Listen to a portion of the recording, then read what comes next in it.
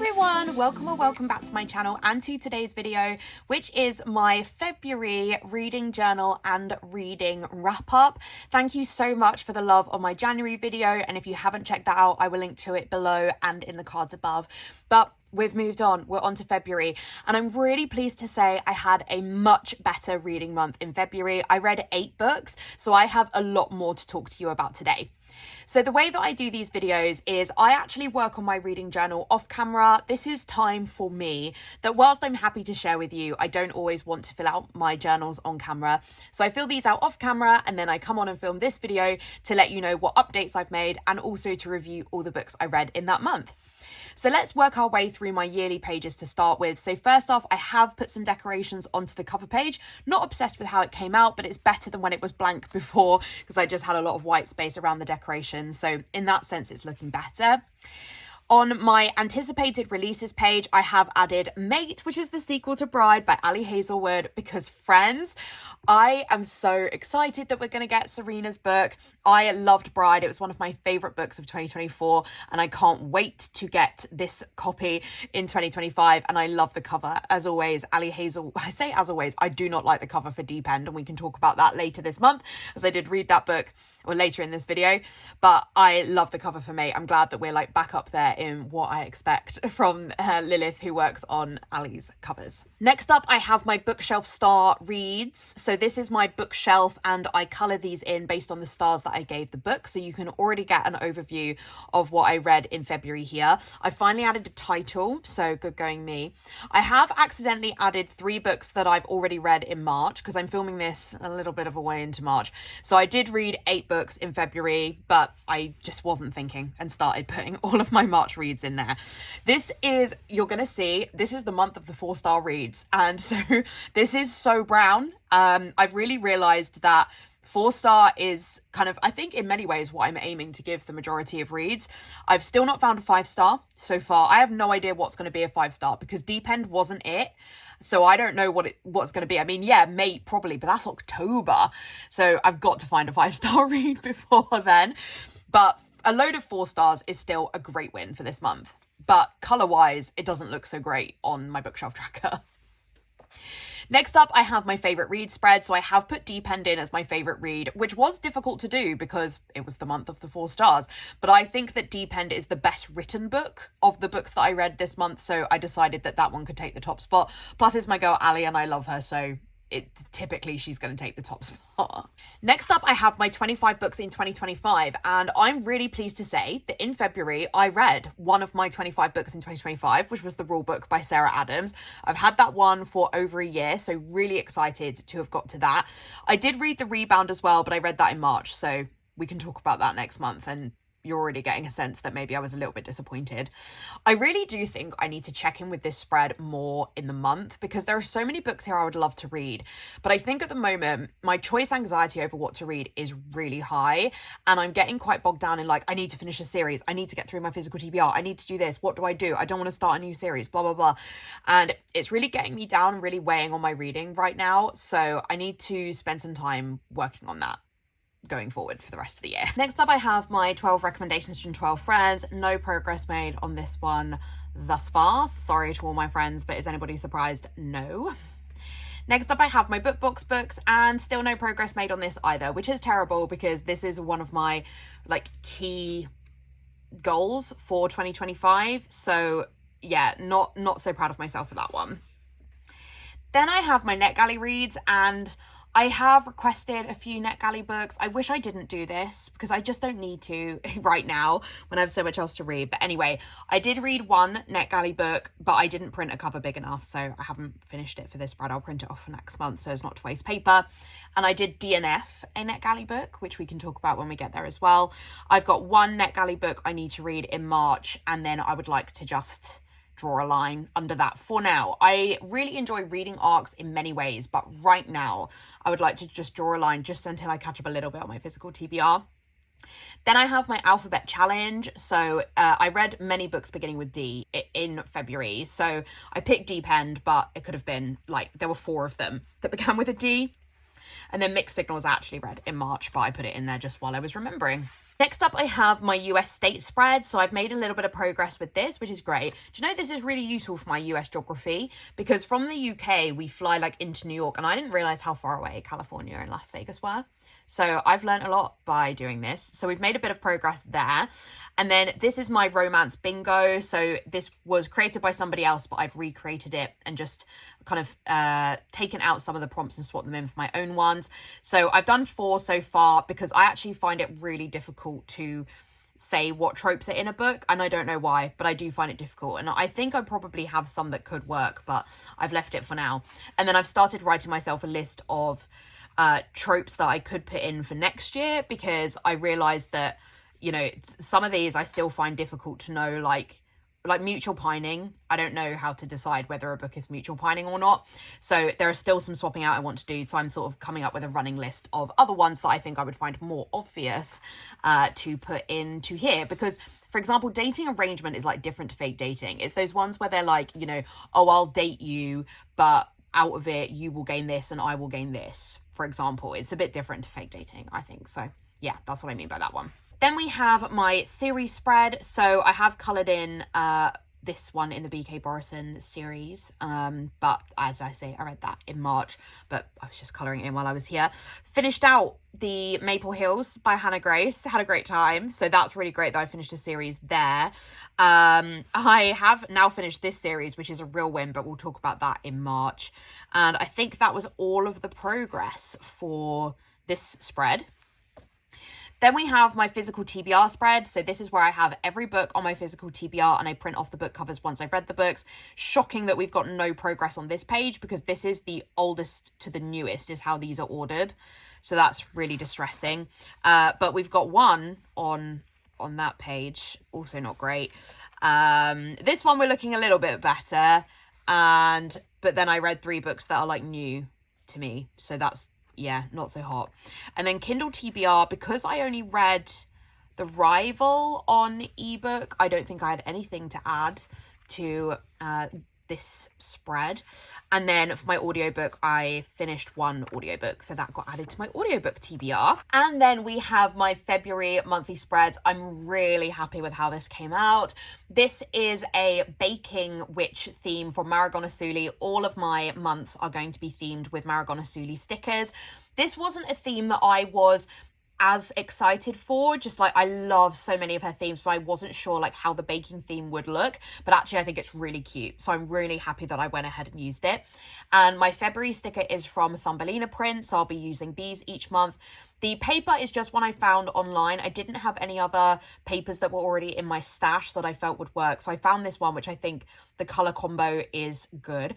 The colour combo for this one was really difficult to do because the February has obviously got daisies, my favourite, well, roses are my favourite flower, but daisies are all over my brand and everything.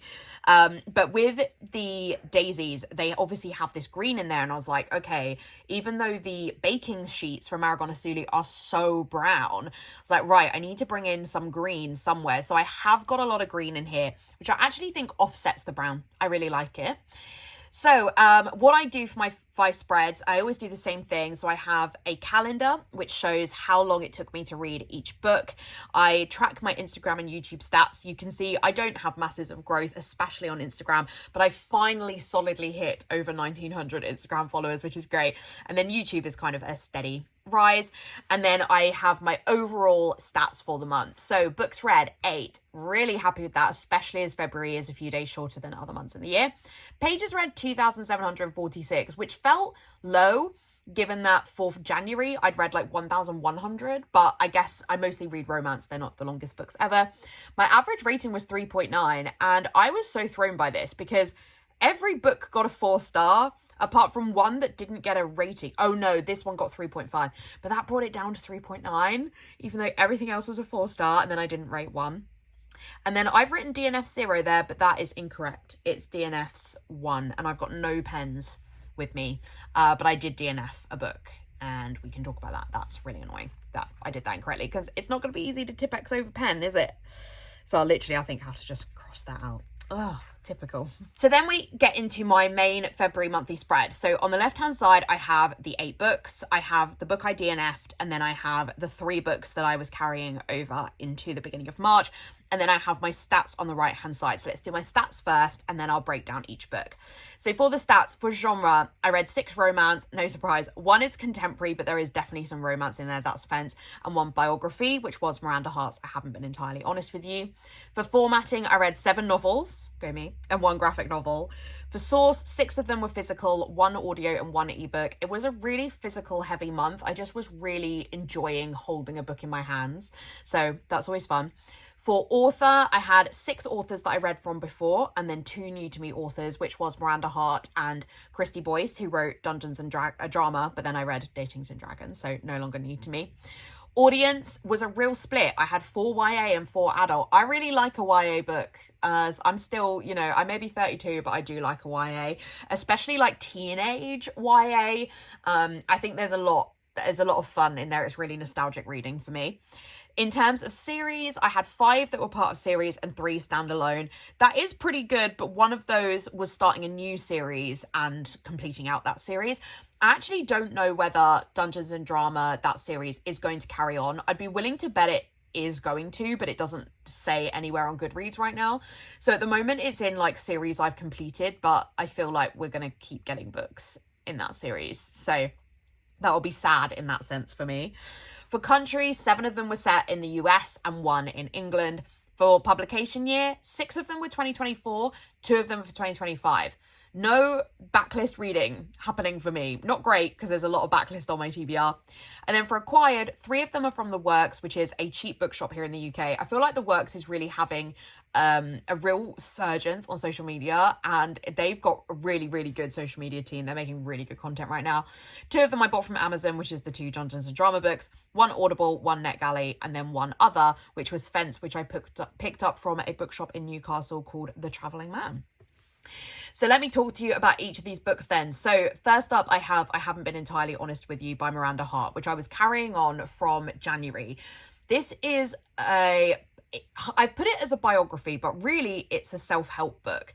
Miranda is a comedian, a British comedian who I really like. Her TV show is maybe the thing that I have rewatched the most. I'm a real rewatcher of things. I actually don't like watching new stuff. I like the things I like, which is like Miranda, Gilmore Girls, The Apprentice, and then my comfort YouTubers. I don't watch a lot of new stuff. And I've seen Miranda all the way through. I mean, we're talking many, many, many, many times. Like I can quote nearly every episode of Miranda. And I've not read any of Miranda's actual biographies, which I now know she has. And what I was expecting was this to be a biography, but to be a really hard-hitting biography, because Miranda has not really been in the public eye since the TV show finished. And what this book is about the explanation of what she's been doing in that time. Basically, she's been diagnosed with ME, which is a chronic illness, and it's about her journey of trying to learn to live with ME and to get answers, to get help for that. But the book is really very focused on self-help and trying to have basically a more positive mindset, which will make you feel better. Now, as somebody with a chronic illness that doesn't have a cure, that is very debilitating day by day, and you don't know how you're going to feel each day. It's like, so the chronic illness I have is in many ways very similar to ME. This book should have been for me, because I am somebody who, I probably do need help. And I do sort of believe that if you think more positively, you can cure yourself. Like my dad's friend was diagnosed with prostate cancer, was given a few months to live, and has completely cured because of a change of life and positive mindset. So I do believe that it can work for some people. But when I was listening to this, I think it was not the time when I wanted to be told by somebody that positive thinking is what will cure my chronic illness, because there are days when I think there's no matter how positively I think, it's not going to cure me, even though I have a chronic illness that is linked to stress, and so it probably actually would. It's a really complicated thing, because it's absolutely the book that is for people like me, but if you're in the wrong mindset, you're not going to listen to it. So that was a real shame. I did listen to the whole thing, but it took me a really long time, and that was really frustrating. So I would recommend it, I think, but you need to listen to it at a time when you want to be helped. Not that I don't want to be helped, but as in like you want to help yourself rather than medication or whatever helping you, and that you are in a place where you can be helped in this way. So you can be helped by positive thinking, for example. So yeah, I think there's a lot of really interesting stuff in there. I listened to it on audio, which I really like Miranda, so I think audio is kind of the way to go. But the audio in some places is really poor. There's a lot of like refilms, I don't know what you call it, like re-recordings, where maybe a first draft was recorded and then Miranda needed to re-record parts or rewrote some parts. And those re-records are of awful quality. And that really disrupts the listening experience, because often the bits that are re-recorded are like heavy theory bits that are like reflecting on doctors' words. So didn't love that. But yeah, that's why I gave it no rating, because I was like, I actually just think my feelings about this book are really complicated, and who am I to rate a self-help book on this particular topic? So next up we have The Rival by Emma Lord. I really like Emma Lord's writing. I was approved for the Getaway list last year by her on NetGalley, which I loved, 4.5 stars, and I was very grateful to get the arc for The Rival, so thank you to the publisher for giving that to me as well. So Seb and Sadie have been rivals their entire lives. They are best friends in many ways because they live next door to each other. Their families are best friends. They pretend to be best friends for everybody, but something happens between them. Kind of basically Seb offends Sadie, and from that point on she decides that they're rivals and they compete for everything. When they finally start university, Sadie thinks she's escaped Seb, and then he turns up at the same uni. They are then competing for the same spot on the newspaper. And it's Sadie's dream to get on the newspaper because she wants to be a comedian, and this newspaper is the key way that she's going to achieve that. So she's obviously getting pretty annoyed at Seb trying to take that from her. So there's a lot to really like about this book, and I think if you are the target audience, which is sort of like, I would say once you're at uni, you're maybe a little bit too old for it, but like sort of like 16 to 18, I think is kind of the ideal target audience for this. My main issue is that I don't particularly like rivals to lovers. Okay, I don't love enemies to lovers a lot of the time either, even though it creates like interesting drama through the book. There's a long time of the book before you realize like why Seb and Sadie are rivals, and then they have all these different like facets of themselves that they present to different audiences, and we spend so much of the book with them kind of competing against each other and then realizing that they shouldn't be competing against each other. We don't get a lot of time of actually seeing them together, so it takes a long time. And then we have a really unnecessary third act breakup, and I can't stand a third act breakup, to be honest. It's a really unnecessary third act breakup, and so we don't spend a lot of time with the two of them being a couple. So that was really my downside, but I still gave it 3.5 stars. There's still a lot to enjoy in here. One of my favorite parts of this is there's a big focus around Sadie like having not had sex, and that she's a lot kind of slower than her peers to get involved romantically with anybody. And I think that part is handled really well. And like how Seb deals with that with Sadie is great. And Seb also has these like really, really difficult family expectations, like his parents want him to be an engineer and all this kind of thing, and that's handled really well as well. So I think that in that sense that's really great. And then Sadie has a really complicated relationship with her family, and they're known as being like the really loud family and really brash, and then she sort of like comes to terms with how she feels about that as the story goes on. There is no like on-page sex in this. Like they clearly have sexual tension, but we don't get as far as that. I do like to talk about that in my YAs because people ask me a lot, and it I think helps with recommendations of like who you might recommend this book to. But I think there is a lot that people like teenagers could learn from this because of how well it's handled about Sadie having not slept with anybody before. So I think that part is handled really well. So yeah, would recommend. We have The Rulebook by Sarah Adams, which is the sequel to The Cheat Sheet. I really liked The Cheat Sheet. I gave it 3.5 stars at the time, but it's definitely at least a 4 for me because it started off my like sports romance era, and it included dance, which is my preferred sports romance to read. If you've got any recommendations for dance books, please let me know, because I would really love to read them. So The Rulebook really started my love of sports romance. This is American football, but the first one in particular I really loved because it included dance as well. So if you have any recommendations for dance books, I would really love to hear from you, because I would really like to read some more dance romance books. But anyway, so for this one, Nora is a sports agent, and there's not a lot of female sport agents. She's sort of the beginning parts of being a sport agent, but really wants to prove herself. And the client that she's given is Derek, who is the best friend of like Nathan from the first book. But Derek and Nora went out at college. They were really like hot and heavy, had a really, really amazing relationship. But Nora decided to break it off with Derek for reasons that become clear as we go through the book. And Derek took it really badly, as you'd probably expect, and it's justified. And, you know, they never really expected to see each other again, but then Nora needs to be his agent. But Nora really, really needs to prove herself, and she convinces Derek to let her still be his agent. They come up with a rule book, which is basically that he'll agree to it, but they have these rules that they have to follow that they can't break. And those are particularly around like dating, no flirting, all that kind of stuff. There is so much to love about this book. I mean, Sarah's writing is great. This is a really fun book, but it has a lot of really difficult themes as well. So we have a lot of like, you know, being a female in a masculine dominated workplace is handled really well with Nora. Nora also has really good body positivity. So there's like one part where they're doing a photo shoot, because this whole, I don't want to spoil that because I don't know what's on the back of the book, but there's like a whole extra plot line that happens that you don't necessarily expect is going to happen in this book. But anyway, Nora is like having some photos taken in beachwear, and she's like, you know, I'm happy to have my cellulite on show. It's all good, but just don't airbrush me. Like we that body positivity is handled exceptionally in this book. So I think Sarah Adams has done such a good job with that. Derek has dyslexia, and it's something that he's only realised he has as an adult. And so he's got a lot to deal with around how that affects him. He's also had a major injury, and so he needs to deal with like, am I going to be able to still have a career, and how is Nora going to help me to do that? There's a lot of plot in this.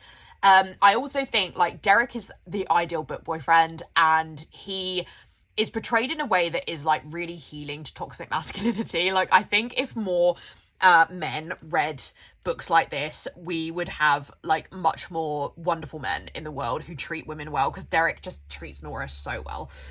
Yeah, so this is a great book. I kind of said like 4 to 4.5 stars. I've settled on 4 for now because I don't think I enjoyed it more than Deep End, and Deep End got a 4. So I went for a 4, but it's really fun. I really recommend. The other benefit of this is that it does have a sex scene in it, which is my criticism of the When in Rome series, which doesn't, though Practically Perfect, we did get one like as a chapter you could read on Sarah Adams's website. And I know that not everybody wants to read open door romances, and that's fine, but I do, because what I am not interested in is a book that is so obsessively on sexual tension, like for example the first When in Rome is, where it's really all about them wanting to sleep with each other, and then you don't get the satisfaction of reading the sex scene. So I love the fact that we do get the sex scene in this. It was well worth the wait. It was really well handled. This is just such an enjoyable book. I had a really, really good time. Next up we have Dungeons and Drama by Christy Boyce, and this was one of the books that I was so excited to read. As soon as I saw that cover, as soon as I saw Dungeons and Drama, I was like, I've got to read that, because this is basically me and my husband. I'm a musical theatre person. He's a Dungeons and Dragons person. That's not like his main hobby or anything, but he definitely has played D&D. And I just thought like this would be so cute to kind of read a book about like, oh, what if me and my husband had got together in school kind of thing. So this is about Riley, who is the musical theatre fanatic, so much so that she steals her parents' car before having her driving license and drives her and her friend to go and see Waitress, which is just so fun. Like from page 1, I was like, yeah, I'm obsessed. And she gets caught and grounded for doing this, and the punishment is that she needs to go and work in her dad's gaming store, which is so fun as well to have that like board game store in there. So fun. And Nathan from school works there, and they are just not the same at all. They totally, you know, they've got completely different interests. Riley is loud. She's a real, really out there drama kid. And Nathan is just not interested in this. But also Riley just like doesn't know that Nathan exists. And so that's kind of an additional plot point there. But Riley's ex-boyfriend, Peter, is really like hanging on to her and keeps like showing off his new relationship because he left her for this other girl. And without thinking, Riley gets Nathan to, she's like, oh, you know, this is Nathan, my boyfriend type thing. So she does this kind of fake dating thing. Afterwards is like, Nathan, I'm really sorry. I don't know what came over me. He's just a total idiot. Like, I needed to make it look like I'm not pining after him because I'm really not. Nathan really fancies a girl called Sophia who treats him really badly. And Riley convinces Nathan that they should fake date because they would both have something to gain. She would be able to make it look like she's in a successful relationship with Peter, and it would make Sophia jealous because Riley kind of realizes Sophia's quite jealous of them from day one. So they agree to fake date, and we all know where a fake dating romance goes. This is a really fun read. It is young YA because they're like 15, so you do have to bear that in mind. It's not going to be for everybody, but it's the kind of thing I like to read. It's very cute. You know, you're not working up to a sex scene or anything. You're working up to like these two just kissing for the first time, which is always adorable. And yeah, it's just really fun. My only criticism is that a lot of the relationship development happens off page. And so I kind of got to the end of the book and I was like, this maybe isn't as satisfying as I would like because I don't feel I've really watched these two fall in love. Nathan takes a long time to realize he has feelings for Riley. Like, Riley knows very early on that actually Nathan's really cute and she would really like to be with him. But with Nathan, it takes a really long time, and that's fine because that's quite realistic. But it means that you spend nearly the majority of the book being like, Nathan, are you going to realize you want to be with her? Hello? Like, is that going to happen?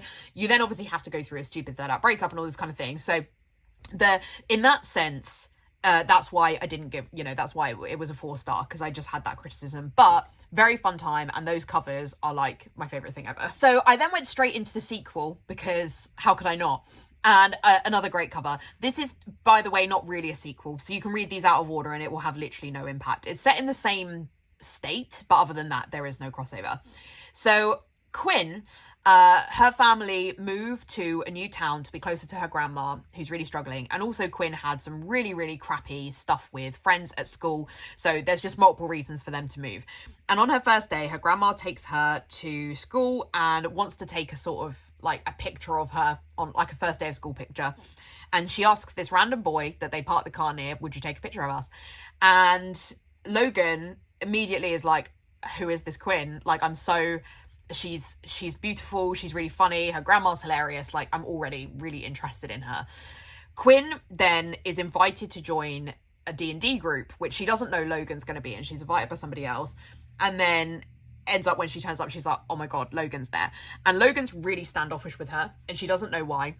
But she's really keen to persevere and stick with the D&D because she really wants to have a group of friends. She had such a horrible time with her friends back in her old town. She really wants to be friends with them. But she really likes Logan and he's really cute. And she thought that they'd hit it off, but then maybe they hadn't. And then it turns out that the group has a no dating rule, that you absolutely cannot date within the group. And that's why Logan was being standoffish with her, because he did not want her to join because he wanted to date her. I think that this one, it deals with some of the issues that I had in the first one, because you really do see the development of Logan and Quinn's relationship on page. There's so much angst and will they, won't they, and what effect will them getting together have on other people. Logan is so sweet. He has such a cute relationship with the grandma and with Quinn, and he does a lot for her. And yeah, this book's just really adorable. It's really adorable.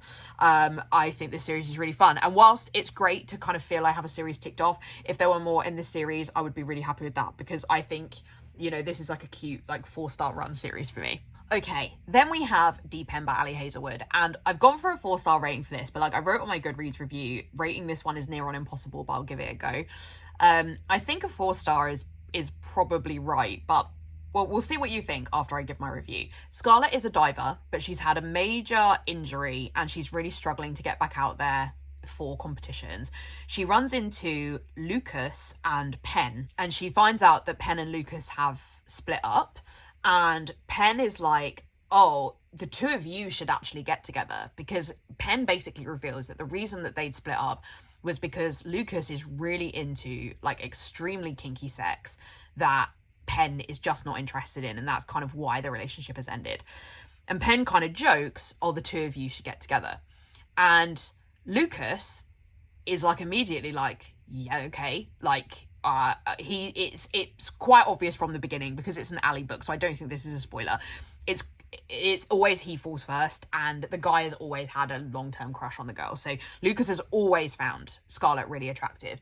So they agree that they will have kinky sex together, but it's not for anything longer term. Like, Scarlett doesn't want to be like taking Penn's ex-boyfriend from her, and Lucas and Penn also don't tell anybody that they're split up, so this is kind of for like them to just have sex together in the background. That obviously goes badly because you know, who can really have sex with no strings attached?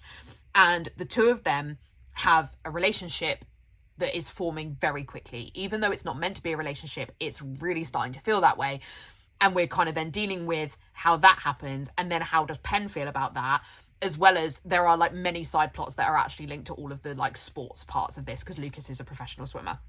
So in many ways, this should be my favourite of Ali's books, because I am obsessed with the Olympics, but particularly diving. This is my favourite Olympic sport. And it's, do you know what? I've always wanted to write a book set around the Olympics. I don't write, but like if I did write. And I would probably have written it about diving because it's my favourite sport. So, and I didn't realise that that's what this was about. Like, I just bought it because it's Ali Hazelwood. I didn't really follow the noise around the book. I just was like, yeah, it's Ali, so I need it. And I didn't, like, as soon as I started reading, I was like, oh, Ali's written, like, the book that I would want to read. So, in that sense, should have been a 5-star. But there is a real focus on sex in this, which is fine. As we've already established in this video, like, I'm more than happy to read books about that. And Ali Hazelwood, in my opinion, writes the best sex scenes. Like, nobody can compete with Ali over those. But this one is really extremely about kinky sex, but in particular, it is about like these two having consensual sex where the guy is completely in control of the woman, and the woman is just given a load of instructions. She just agrees to whatever he wants. And I just couldn't quite get on board with that. And Ali handles it really well. If you're going to write this kind of sex trope in there, I think Ali handled it the best she could. It is really consensual. They have a safe word. They're both clearly fine with it. Fine. It's just, I personally was not comfortable with the amount of like a man being in charge. And obviously, when they're not in the bedroom, Lucas treats Scarlett perfectly because he's an Ali Hazelwood book boyfriend. But it just went a bit too far for me. And the use of the C word is like really, really there all the time. And I don't like that. So that's another thing. And I just was like, okay, it's a bit much. Like, if you do not want to read smart, do not read this book, because it really is the majority of the book. But there is a lot of plot as well. This is a long book. There's a lot of plot. And that plot I felt was justified. Like, somebody said that they felt that like the whole Penn Scarlett drama like went too far. And I was like, no, I think it was justified. I felt it was covered how it should be. So I didn't really have an issue with that. There is a kind of third act breakup in there, which obviously I could have done without. But this book it's so well written, like, because Ali is she's an amazing writer. So this book is so well written. And the reason I put it top of my February books is because I think it's the best written book of the books I read. But I did obviously have some concerns with it. So I didn't feel I could rate it higher than 4 stars. The other thing is I hate that cover. Like, the cover that we got for the Afterlight version, and I really debated buying the Afterlight version of this book because it's the cover that would match all of my other Ali Hazelwood paperbacks, with the art by Lilith Saw, like, of their faces together. I don't just want hands. Like, I'm just not interested in this. We also didn't get any sprayed edges in the UK on the paperback, which they did in the US. And then I thought about getting the US version, but I don't want one that's bigger than my other ones, which was the same reason I ended up not buying the Afterlight edition, because I don't want a hardback of one Ali Hazelwood book when I have all the others in paperback. So I'm stuck with this cover that I don't like. I just don't like it. So that's devastating as well. So frankly, it can lose a star for that too. But yeah, I think if you like Ali books and you're not afraid of smart, absolutely read it, because Ali is great. But it just wasn't my favourite. Okay, then we have a finished series. We have Daydream by Hannah Grace. And this was the one that I, in many ways, was most excited for, because it's the book one. And like, this cover is beautiful, of course, because it's drawn by Leni Kaufman. I don't really know where this one ranks. Like, I think Icebreaker will just always be my favourite. And this one and Wildfire, I would say, are kind of on par. So in this one, we have Hallie and Henry, and I think we've all been waiting for Henry's book. Henry is such a big part of the original two, and you really do need to have read the other two. Just to let you know, this is not a romance series you can read out of order. Like, you absolutely need to have read the other two. So Hallie is, she's a kind of newish character to us. We meet her briefly in Wildfire, but we don't know a lot about her. She is dating a guy called Will, who she's been dating for over a year, but she will not have sex with him. She just doesn't think she's like sexually attracted to anybody, and especially not Will. Will then ends up breaking up with her, and she, you know, so we're kind of, that's basically where we meet Hallie at the beginning of the book.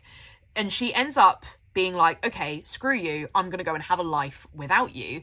And she ends up going to a party where she meets Henry. Henry immediately attracted to Hallie. He's like, okay, yeah, I need to meet this girl. She's incredible. And they agree to have a kind of partnership where, you know, Henry is kind of like taking her on some dates and showing her a good time, and then Hallie's going to tutor him. So it takes a while before they agree to that, because Henry is just genuinely very attracted to Hallie, but that's kind of how he ends up being able to engineer seeing her a bit more. Hallie is a virgin, and that's handled really well in the book. You know, this was like a great month for like a lot of like really positive sexual consent and all this kind of thing. That was handled really well. You know, she is somebody who is having sex later in life, and like, how does Henry deal with that, especially as he does sleep around, and we know that from especially book 2. So that's handled really well. And so it's really about these two trying to figure out how they navigate. There's a big group of friends on Henry's side, and then Hallie has basically had no friends until now. She basically just, she had this sort of like older sister syndrome of her entire life has been focused on just looking after her family and then being with Will. So she didn't have a friendship group that was separate from Will's friends, and she's basically lost everything when they split up. So it's about her discovering friends, and their friends is a really, really, really big focus of this book. So if you like that sort of thing, I could really recommend this whole series, but in particular this one, because it's just a big part of the series is about finding friends that will be in your corner and what true friendship is like. So a big part of it is about her sorting all of that out and then working out how her relationship with Henry could fit into that. With Henry, he is undiagnosed something, some kind of neurodivergence, probably autism. And we know from the beginning, like author's note, that we do not get a diagnosis for Henry in this book. And I think that that was all handled really well. But there is a major incident that happens in the final third, and Henry doesn't deal with that in the way that I would expect would be dealt with. And I don't think that the final third is satisfying, because it does, Henry, without going too much into spoilers, but Henry doesn't really engage with it in the way that I would have wanted. And I think in part that's because you're meant to be like, well, Hallie can survive without him and that's fine. But yeah, it just does. This book is too long. And that whole final third is like, you kind of like banging your head against the wall a little bit. So in that sense, that was why I couldn't rate it higher than a 4. But had a really good time. Sex scenes are handled really well because it's Hannah Grace, so of course they are. And the, like, particularly obviously given the fact that Hallie is a virgin, all of that's handled really well. These characters are both really likeable. You're really rooting for them. You really want them to sort themselves out. And we get so many cameos from the rest of the Maple Hills crew, which is also lovely. So it feels really weird to be done with this series because it's such a good time. I really, really enjoyed it, especially Icebreaker. Would really recommend. Yeah. And then we have Fence Volume 6, which there's not a lot to talk about with this because it's Volume 6. But basically, this is a graphic novel series, very short graphic novels, about an elite fencing academy that is competing against other elite fencing academies. And it's really gay and it's a really good time. It's really fun. There's a lot of crossover. There's a lot of boys dating each other and working out their sexual feelings for like who they fancy within the group of fencers at their own academy and at other academies. And we have a real range with the characters. We have really varied experience with fencing. You learn a lot about fencing through this series. Yeah, and this was just a really fun another installment. I don't know when we're getting another one. And with these, like, I actually would recommend you binge them because they do really follow on from each other. And so you're always spending, if you don't do that, you're spending like the beginning of it being like, oh, where are we at and what's happened in this? So I would really recommend, if possible, that you do just binge them. But yeah, I don't know if we're getting more, but I would be fine if we did and fine if we didn't. I really like them, but it would, and there are some things that we start to get happening in this volume, like especially with the romance relationships where I'm like, I need to see what happens with that. So I guess we are getting more, but I don't know. But yeah, hopefully we do. But if not, it's still a very fun time. So those are all of the books that I finished. So let's do a little bit about Prince and the Player, which is the book that I DNF'd. So this is by Nora Phoenix, and I got this through NetGalley. So this is about Prince Tor, who is with his other prince friends, having a conversation about how they want to lead a bit of more of a normal life, and they all agree that in the next year they will try and be, you know, a peasant for a bit. And I think it's Torre actually manages to do this by going to university in the US. He's really, really interested in soccer, and he immediately gets on the team. But Farron, who's the captain of the team, doesn't like him. And so they immediately clash heads. This is poised as being like similar to Red, White and Royal Blue, which I can totally see, because, you know, we have like a prince and a normal person, if you can call Alex a normal person in Red, White and Royal Blue. And I can see that this is definitely what this book was trying to be, okay? And I love Red, White and Royal Blue, so it absolutely should have been for me. My issue is, so I DNF'd at 36%. I immediately knew I didn't really like the writing style, but I was like, I want to persevere because, like, the book is quite well rated on NetGalley, and I was like, okay, hopefully this is going to be for me. Farron has really serious anger issues, and 36% in is when him and Torre kiss for the first time, and he pushes Torre and then kisses him. And I was like, no, I'm sorry, I'm done. I cannot, and you probably can get a sense, like, the kind of guy I want to read about is not a toxic male. And I can't get on board. I can't get over it. And I read some reviews that basically say Farron doesn't really deal with any of that. So I just thought, no, I'm done. Like, I already don't like the writing style, and we've got a toxic male in it. No, thank you. So that was why I DNF'd. But, you know, as I say, this book's got, like, you know, all right ratings. So definitely check it out if that sounds interesting to you. And then the books that I was carrying on for February was Iron Flame still. I've read the tiniest part of Iron Flame, but I'm at that, like, 70% of the book mark where I just, yeah, I can't get through it. Final Empire by Brandon Sanderson. Like, this is just a book that's just ongoing. It's just always there. I'm filling the space with it more than anything. And then The Sinister Mystery of the Mesmerizing Girl by Theodora Goss, which I finally finished in March, and I can't wait to talk to you about when we get there, because I've got a spicy take on that one, I think. So yeah, stick around for the March video. So that was quite a lot of rambling. I went on a bit longer than I was expecting, but hopefully you enjoyed hearing me chat about the books. And yeah, do check out when it's ready my March video, because it's already a much more mixed bag for March. So I've got some stuff to say. I'm not doing any spreads for individual books for this one. I don't always do it, like, book spreads for themes, and there was nothing here that's like inspiring something in my mind right now, but obviously I will do one if the mood strikes at some point. But if you did enjoy this video, I would really appreciate a like, and if you haven't already, I would love it if you would subscribe. In the description, I will have a link to all of the various tools that I use to help me with my reading journal, so check that out. And I'll also have a link to my Instagram and my Goodreads if you want to check out any more content from me. Otherwise, I'll see you in my next video. Bye.